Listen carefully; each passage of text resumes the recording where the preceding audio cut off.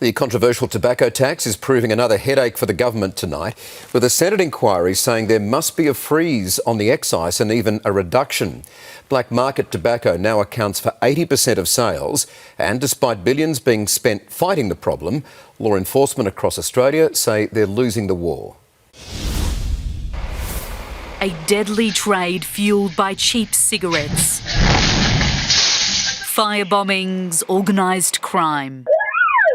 The explosion of Australia's tobacco black market. It is far too big now and it is far too out of control. After months investigating the crisis, a Senate inquiry says the current approach isn't working. Among its 12 recommendations, immediately pause increases to the excise while a reduction in the rate is reviewed, toughen border controls and screening, and introduce nationally consistent laws. Up to 80% now are smoking cigarettes from the illicit market, and that is going to have health implications. But health experts are warning the government not to buckle under pressure. We shouldn't be competing with criminals around pricing. The federal government says it will consider the report, but the challenge is crushing the illegal trade without undoing decades of progress against smoking. We now have probably the third lowest smoking rate on the planet, and that's a good thing. Adding to the warnings, new research found one popular illegal brand